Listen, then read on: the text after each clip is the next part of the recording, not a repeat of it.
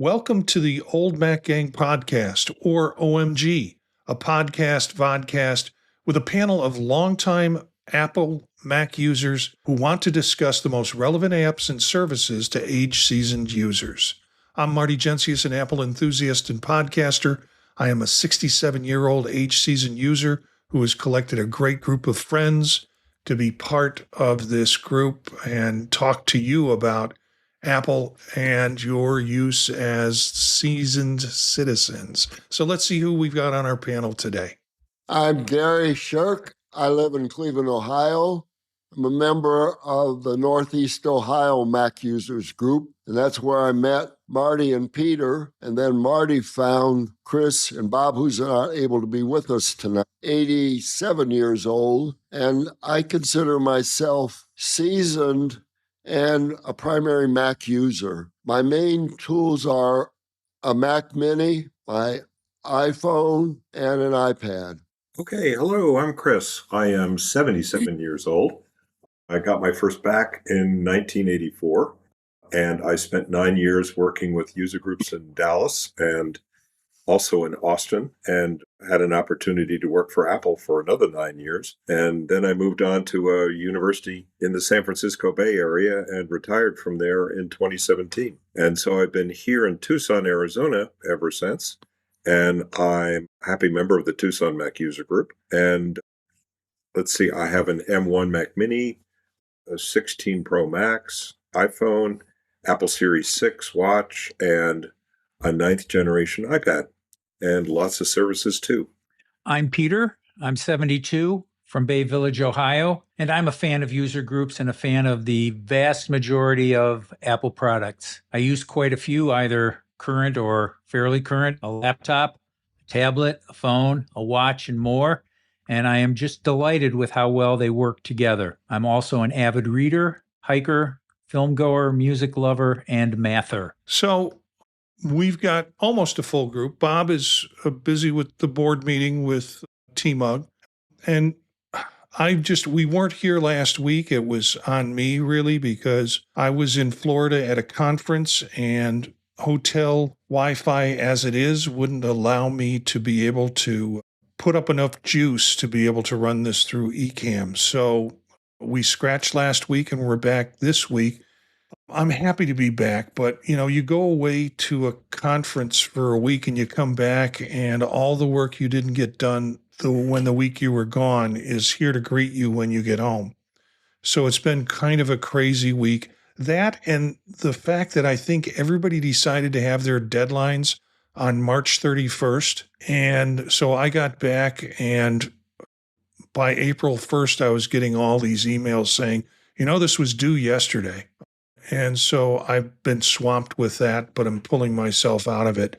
So this comes as a breather for me, doing this podcast with you guys, and I appreciate it. Last week, we were going to talk about Apple Intelligence because it was fully released. And I guess I can officially say now I'll be talking about Apple Intelligence at MacStock. And we'll tell you more about MacStock later on. But that's been confirmed.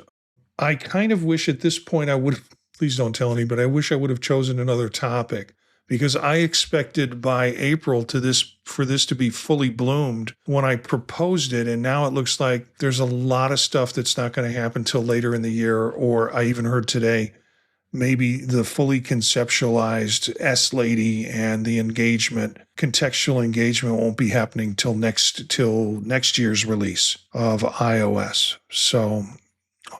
But I will be putting something together on Apple Intelligence. So this is kind of a dry run for us in terms of talking about how we're using it and what we can use it for. So I'm going to summarize some of the key features, and then we can get into our pieces about it. Communication support. It simplifies email messages and interactions by summarizing long emails.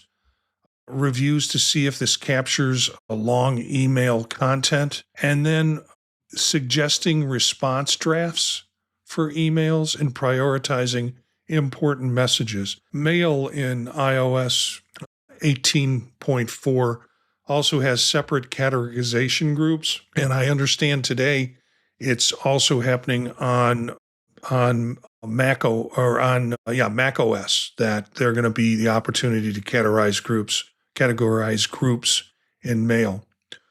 Personalized assistance. Siri can now understand complex multi-commands and provide highly personalized recommendations. And I just activated Siri in my house. There, I said it again. And can help with daily decisions like choosing outfits based on the weather and past clothing choices. A little bit of context. I'm not sure it's your high-paid personal assistant yet. Health management proactively reminds you to take medications. We've spoken about apps that can do that, or we've alluded to apps that can do that, and also people setting it up to happen in reminders. But you can also do that in your health app as part of that process. And Peter talked about that a couple of shows ago, I remember. And it can have an enhanced security, like monitors for suspicious online activities, alerts users about potential phishing attempts. There are accessibility features that have increased. It offers text-based S-Lady interactions for easier communication and provides live speech options for those with speech challenges. Entertainment and personalization recommends movies, music, and books based on your past preferences. And then it's compatible on these devices: iPhone 15 Pro and Pro Max, iPhone 16, and I think all of the brands of iPhone 16 have it, including the new 16e, and then iPads and Macs with an M1 chip or later. So that's a windful of stuff. Doing a show that I do called Vision Profiles, we were arguing about the importance of having these Apple Intelligence with Vision Profiles, a Vision Pro, and the idea that it was never going to come to Vision Pro. Well, it did. And frankly, it's done everything it says it's going to do at this point. So, for folks who are upset about it not being fully realized, it's doing, when you look at what it says it can do now, it's able to do it. So I'll end with that and then kind of get some ideas from the group here. So which Apple Intelligent features have you found most beneficial or tried and found at least interesting and compelling? And how have they enhanced your interaction with your device? Well, I'm using the writing tools quite a bit. I could say that virtually every email I send out of more than one paragraph, I run through Proofread. And I also use Summarize for long web articles that friends like to send me that I never have time to read, and I can do summaries. I also found out in a conversation with Gary recently that the key points are also sort of the next step up from summarization. So for a technical article, it might be very helpful. It's almost like a summary, except it puts the key points. And this one article we were looking at together had like 16 of them. And I think, frankly, even if I'd read the article, I probably would have only picked up 14. But so it's another good feature we could talk about. Visual intelligence is the third one. And I actually came across this somewhat by surprise. I can talk more about that in a little bit. And the last one is photo cleanup. And I've been an Adobe fan of Lightroom and Photoshop for many, many years. And, I'm very familiar with what Adobe's doing in the AI space. And then I was, frankly, kind of surprised that Apple's photo cleanup does as well as it does on photos. So they don't toot their horn very much about that, but it's pretty effective. Well, Chris put, excuse me, into Proofread. And then I brought it up at a meeting, and Peter jumped in and talked about the other drop down parts of Proofread. And now I was running longer emails through Microsoft Word to clean them up a little bit, but now I'm running them through. I'm using Proofread, and I'm interested, Chris, for you to talk a little bit about that virtual intelligence. I also am using Summarize in Safari, even if I read the whole article. Summary, I'm running today, I'm running Mac 15.4, the most recent operating system. So I summarize, which gives me just a paragraph, maybe a little bit longer. And then I read that first, and then I can read the article. So that's where I'm also using, we talk a little bit more, dictation. As the more I dictate, the better I can dictate. I mean, the cleaner, it's cleaner. And I'm also using dictation in messages. So being able to use dictation is a time saver and for me. Yeah. What have I used the most? I would say the search improvements are number one. So when you ask a question to Siri, if Siri doesn't know, Siri will ask ChatGPT. And I've gone into the settings and said, don't bother to ask me if you want to ask ChatGPT, just go do it. Because there's so many things I ask Siri that Siri's answers are not enough. And it goes to ChatGPT and gives me more of what I want. And the image search within photos is vastly improved when I'm doing informal natural language searches in my photo database. It's just miles better. I would say communication aids. I consider photo cleanup, which Chris talked about, and I agree is great, to be a communication aid. And I've always cleaned things up in something like Photoshop in the same ways that I can now do in photos. But now I can do it on the spot, in the car on the way home from a hike or something like that. I can clean up one or two photos to focus on what I want to show somebody, the bird and not, the tree that's like right next to the bird, to communicate what I want to show somebody, and the writing tools for all the reasons both Chris and Gary talked about.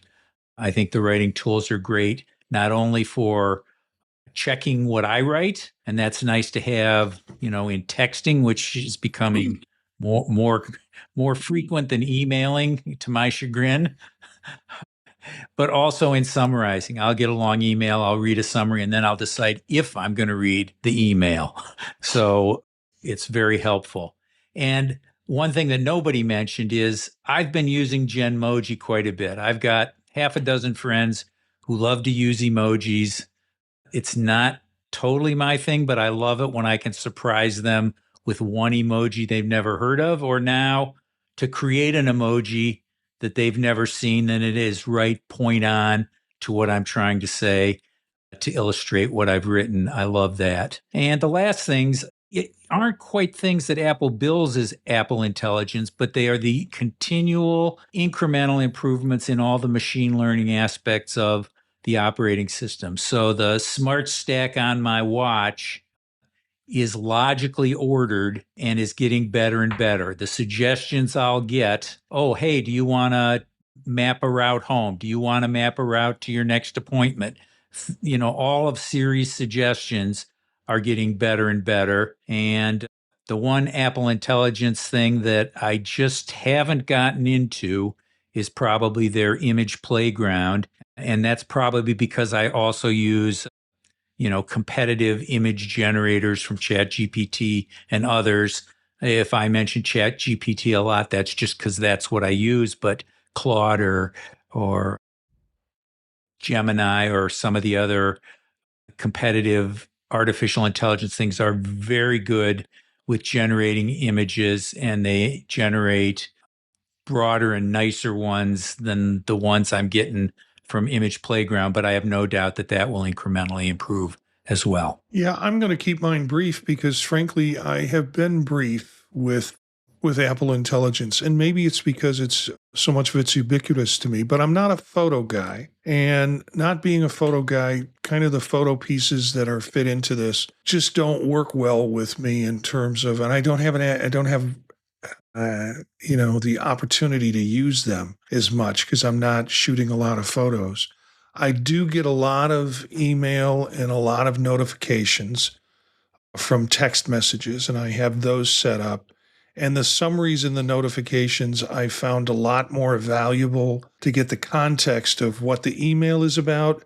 And often it's a series of emails that's bounced between me and another faculty member during the day, and then they have this response, and then somebody else adds in. And just having that summarized, it used to be that if you got a notification, it was, you just got an email from Jenny so-and-so. Hi, Marty. And then it's over. Now it sort of gives you the summary and context of what Jenny wanted to tell me about. And if it's been a problem we've been solving all day, I can see some summarization of what she has done in that. And for me, it's, I guess it could spend time opening the emails and getting it. But for me, it's like, okay, I'm in class and class has just ended. Let's see what's happened. Okay, I get this notification from Jenny. Yeah, I can swipe that off and I'll deal with it when I get home. But I know it's in there, and I kind of know what the context is immediately. So notifications on emails, notifications on text messages, and the summarization around it is probably the thing that I'm doing the most. I've seen some things with messaging where they give suggestions for responses within iMessage. And I always look down and read them, and probably maybe 1 out of 3 times I select one and go with it, because often there's more I need to say. But in some situations, just selecting one of the pre-developed options works well enough for me. I know this is not part of the Apple Intelligence upgrade, and maybe it's just my sense, but Maps has gotten a lot better. I've had the opportunity to use it for a couple of trips over this week, and it's been really on target. I've done a couple of trips up to Cleveland, and from where I'm at, should be a simple no-brainer, but I always run it through Maps because I want it on my watch and I want it through CarPlay. And Maps seem to have gotten much better and much more responsive. And that just might be an artifact that I'm noticing. But it hasn't been announced as something with Apple Intelligence per se. So that's my primary use. It's all email summaries and text messages. I've done some Gmoji. I haven't had photos to clean up yet.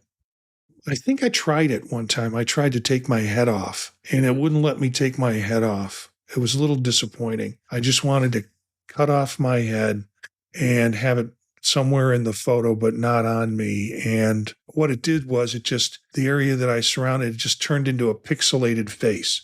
It wouldn't cut and stitch like I wanted it to. So, but yeah, image search, I found it not as easy maybe as Peter has. And that could be the way I have my photos set up, or the randomness of my photos.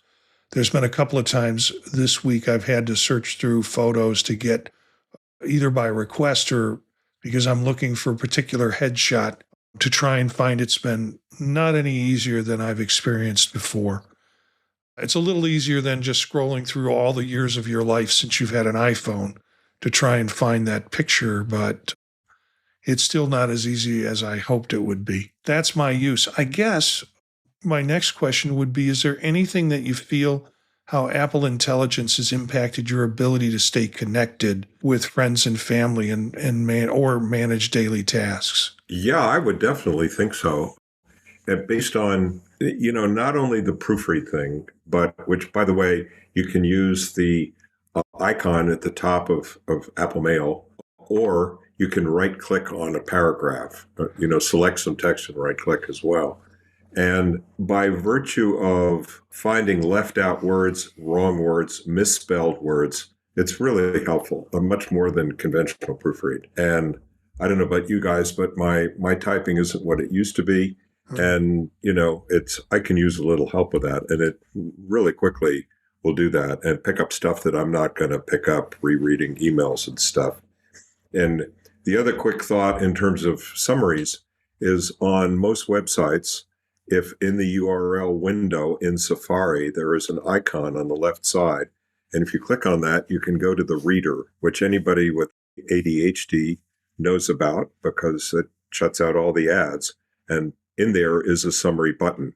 And that's can be really helpful in terms of some, websites or long web articles.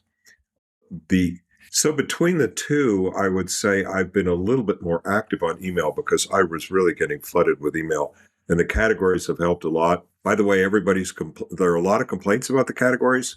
Very simple, just to click on whichever one you're in, whether it's primary or transactions or promotions or updates, and it'll show you all mail. Yeah. And so it's very quick, and it's actually a good idea to look at both views.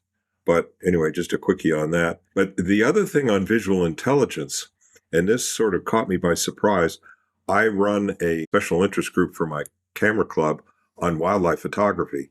And we had one of the members was showing some mammals from Brazil. And, he put up this animal and he was trying to remember what it was. And without thinking, I just, picked up my 16 Pro Max and held down long press on the camera button. Boom. It's a crab-eating fox from Brazil. And I thought, whoa, what's with that? I've used Merlin before, which anybody in the birding world knows about. And you can basically use it to take a picture or to look at a picture on your computer. You can't use it live with birds. Obviously, they're too small. But, when you get home and you get a picture and you just click on Merlin and then you go through and try to guess what it is.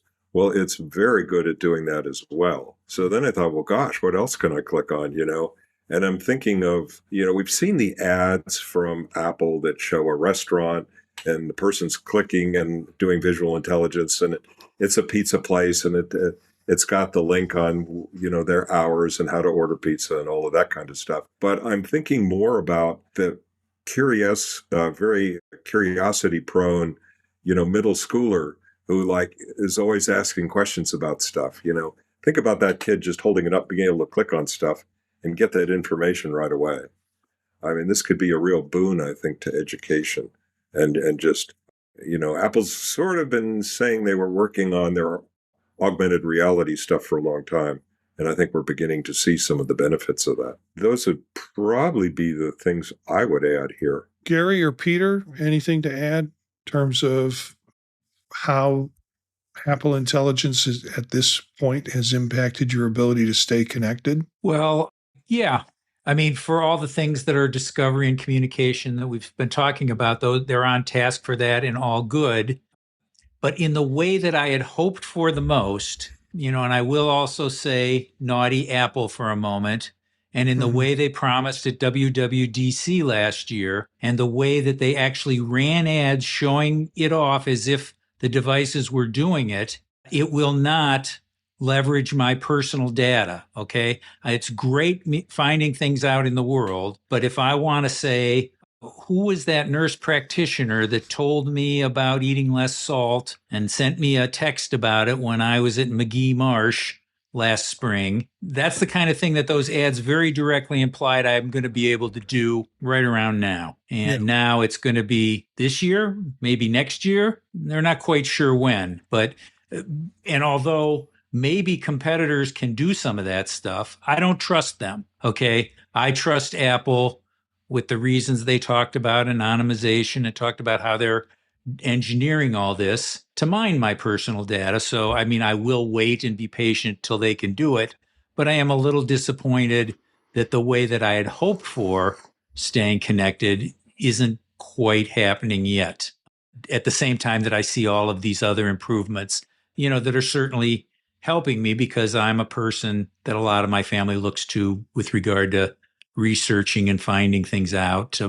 They have a question about something that none of us understand, and they know I know how to look it up. And these tools help me look it up better. Yeah, I hope I'm not I hope some more tools come out, particularly after WWDC. They announce some more things or some better integration, because I'm going to have to be that guy about a month later that has to stand up on the stage and explain Apple Intelligence. And I'd like to have something more, a story to tell that's more than Apple disappointed me. And also have some skills and some things that I can share and explain to people how to do some of the aspects of Apple Intelligence. Curious in terms of any difficulties you've experienced with the features, anything that you've run into? Yeah, I can speak to that. Oh, go ahead, Peter. Yeah. Why don't you go first? I think there's a normal learning curve, as with anything. And one of the great tools Peter's mentioned, ChatGPT, a couple of times, and Gary has too, that I used to search on support.apple.com for a lot of things, and then I'd sort of go to the open web and run the same thing there. I'm tending just to go to ChatGPT now when I want to figure something out. Like somebody said to me last night or asked me how to turn on visual voicemail. I just went right to ChatGPT and copied it out and texted it right back to them. And, so that's really a quick way to find out stuff like that. But it's sort of getting used to getting in the hang or putting it into your workflow to use proofread. And once you've done it a bunch of times and it's found, words that were missing or left out, and that it really helps to stay connected and stuff. And the same thing with the summaries. I'm definitely looking at stuff I probably would have glanced over or skimmed not very effectively before. Yeah. The things I've encountered as challenges, the first one would be the editing interface. Even though I like all of the features of the writing tools, I think Apple, which is known for elegant interfaces, needs to pay attention to that. I mean, I think of the ways that I've done collaborative editing over the years with other people, exchanging documents with Microsoft Word, the ways attorneys do that, doing real-time collaboration on writing inside of Google Docs. Those are both, well-constructed interfaces, and you can make the editing interface work for you. I like to see stuff side by side, and I've gone through some setups so that I get two windows and I get to see the suggestions from the Apple Intelligence next to what I've already written, and then sort of merge the pieces, parts of it myself that I want to do. And I think that's the kind of thing they should do. With regard to Siri, a few of the improvements I would like, and I think this was also promised now that I'm mentioning it, that Chris should be able to say, turn on visual voicemail, and it'll just do it. But I think Siri needs a large language model that is more conversational.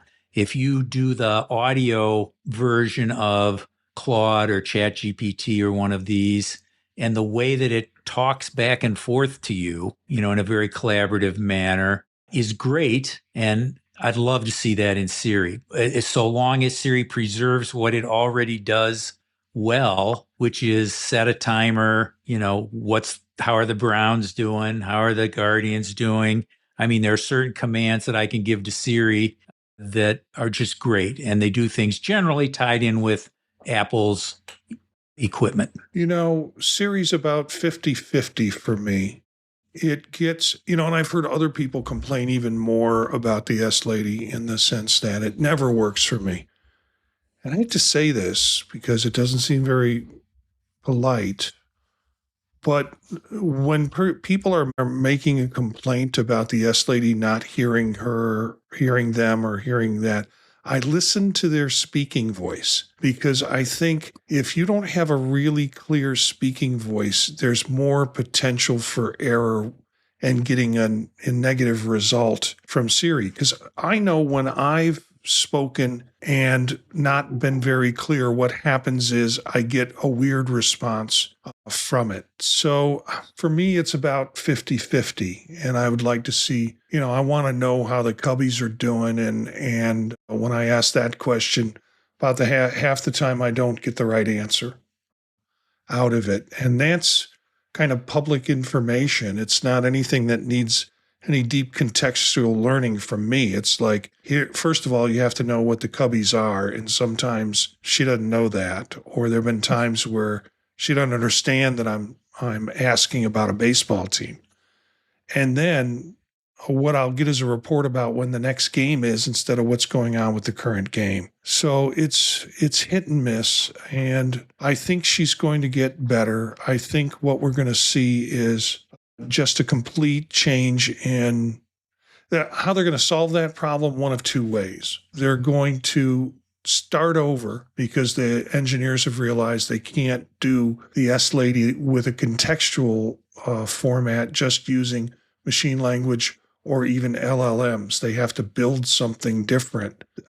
And starting over could be easier than trying to patch up what they currently have and making it more efficient. So we'll see what the outcome is with that. Gary, do you have any comments or anything to add? Well, I learned a lot tonight, which is always good. And now, what I like to add, the idea of using Siri to do more than just going and typing something into Perplexity or ChatGPT. So I'm looking forward to using Siri a lot more this coming week. Well, and I've heard from folks that say Siri is pretty good when you tell it to. I keep saying it, and my phone is right here, and it keeps lighting up. So, what I hear is the S Lady is pretty good if you ask it to open an app that's on your phone. So you can do some directed things with it that I haven't tried. I just go Right, and a lot of very specific things, like when I'm on a walk and I'm all gloved up and it's very cold and I can't touch my phone, I'm missing something on a podcast and I say rewind 60 seconds. Boom, it does it. I get to an ad and I say forward 2 minutes, jumps over the ads. Yeah. I mean, that's like gold to me. Yeah, I did a quick search on ChatGPT on recent articles on Apple Intelligence since March 24th, which was the previous time we were setting this up. And there are two things of note.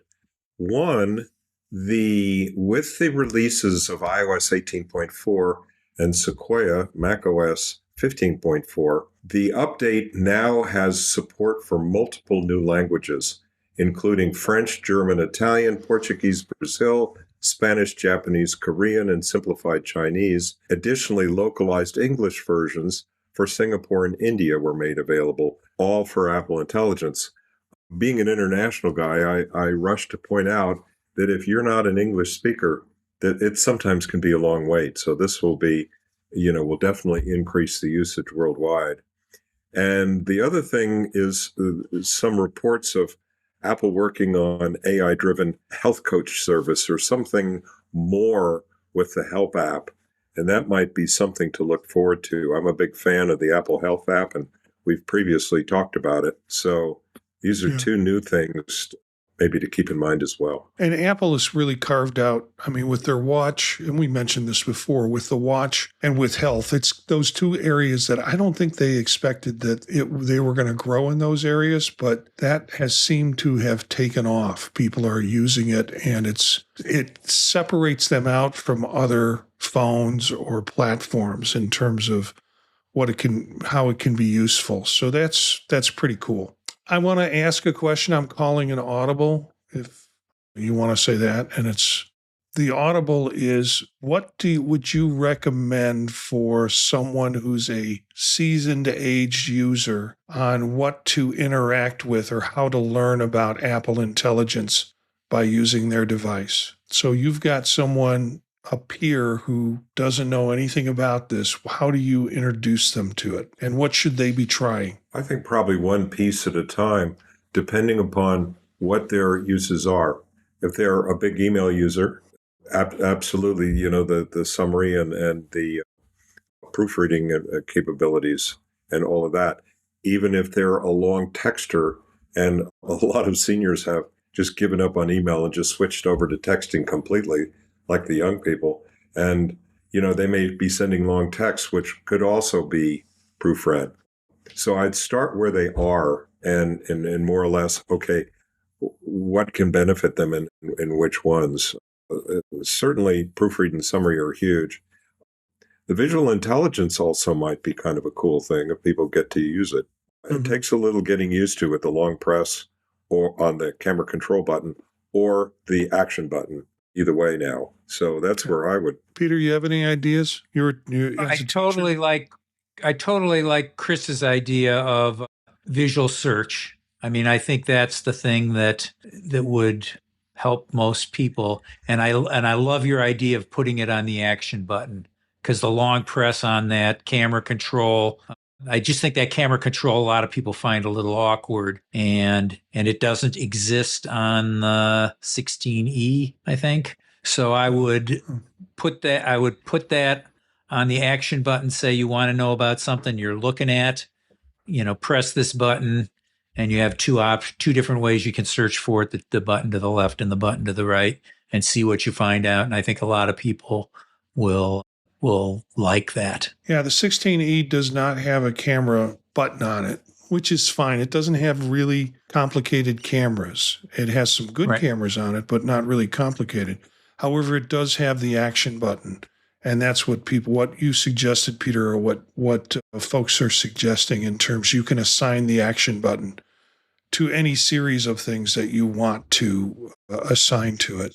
So I think Discovery's a great thing for that. I assign my action button to Shazam. So if I'm somewhere and hearing Right. some music, I just action button. 10 seconds later, it's telling me what the song is. Yeah, and unfortunately with Shazam, for me, it's like, oh, I'd like to know what this song is. Oh, let me get my phone out. Oh, let me find the Shazam button, and inevitably the song's over with.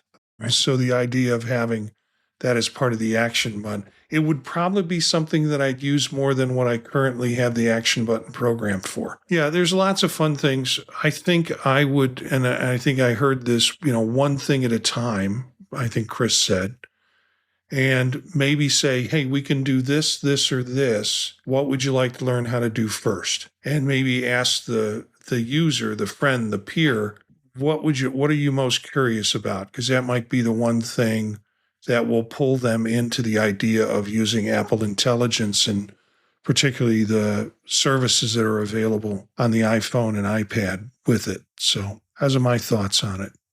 Gary, any ideas or any other comments? Nope. Okay. Well, let me see if I've got this set up correctly, and I will see if this doesn't work, I'll have to do an edit. Yes. Okay. Here are some websites that I've got that will also be available in the show notes on the video, the YouTube video, and also in the show notes on the podcast if you listen to it this way. Just a few simple sites that you might want to look for. This is Apple Intelligence, and it's the Apple site for Apple Intelligence. And then AARP did a nice article, and I think our listeners would probably know about AARP and have probably read some of their tech stuff before. Apple embraces AI on Pricey phones. Other devices will have AI too. Again, if you don't have a Pricey phone and you want to use an LLM, you can always just get the ChatGPT or the Perplexity or the Claude app, Claude, I can never, not Cloud, Claude, the Claude app. And you can have AI on your system if you want to do that. This is Apple support, and I know Chris always recommends Apple support, and this is how to get Apple Intelligence and how to get started with it.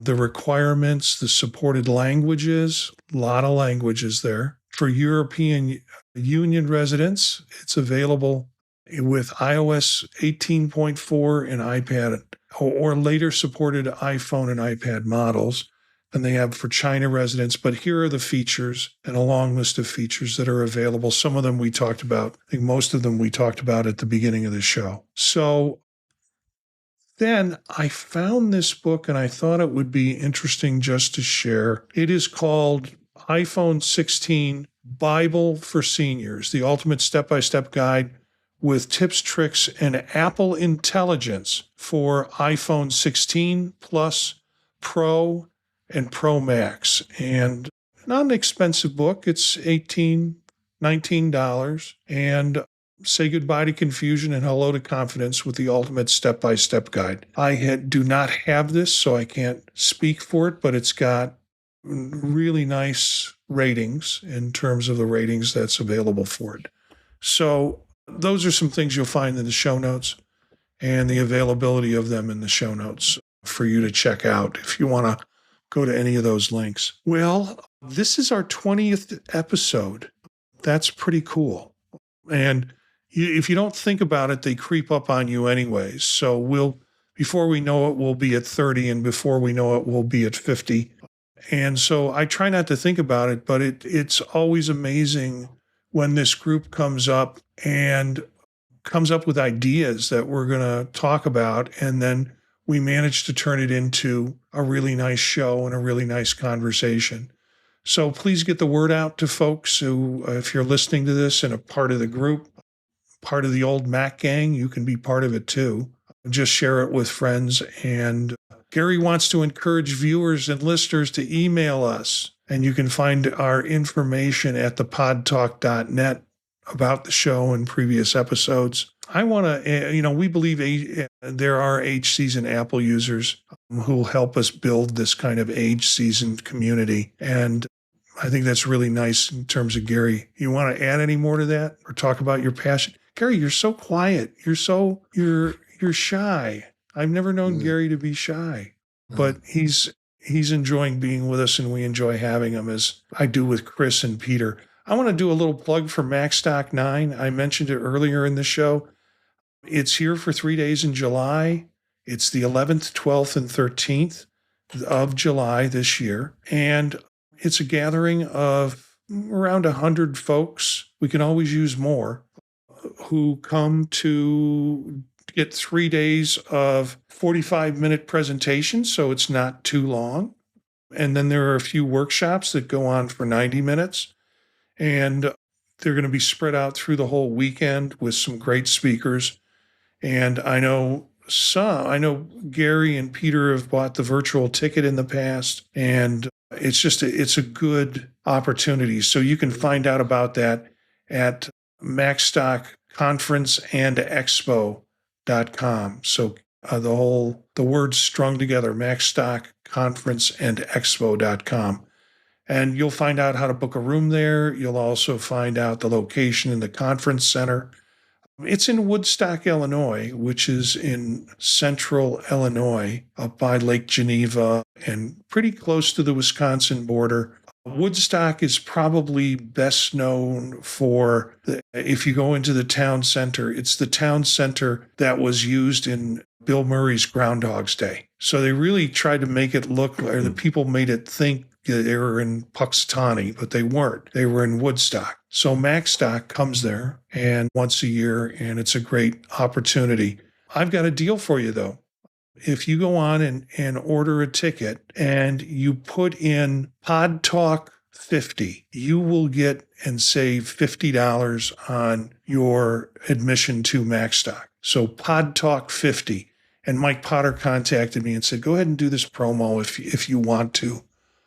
And certainly would want to, because we talk about MacStock, but now's an opportunity for you to get a deal with it. So enjoy it. Take a look at the site. Maybe you'll get tempted. I think you'll see speakers coming up there soon and some pictures from past MacStocks, and you'll get an idea of the schedule. And hopefully that will get you there in Woodstock in July. Really nice temperature in Northern Illinois around that time. So it's a good break and a nice little community. So we hope to see you there. Okay, ready to wrap? Any final words? Apple Intelligence, please come quickly, since I have to talk about you in July. And I spoke about, not about Apple Intelligence, but about AI when I did a talk in Florida when I was at the conference there. So let's go ahead and wrap up this episode. Our next live episode will be Wednesday, April 9th at 9 p.m. Eastern Standard Time through YouTube, where you can watch this crew at youtube.com/@oldmacgang. You can always pick up the podcast and video later if you missed the live show. Please share this with your friends and also with other Mac user groups that you might be involved in with. Our music bed is by Philip Gross, Marrakesh, courtesy of the Free Music Archive. More information about this podcast and others that I produce and am involved with on the podtalk.net. Thanks for the group, Gary, Chris, and Peter. And thanks for you being part of the Old Mac gang. See you next time.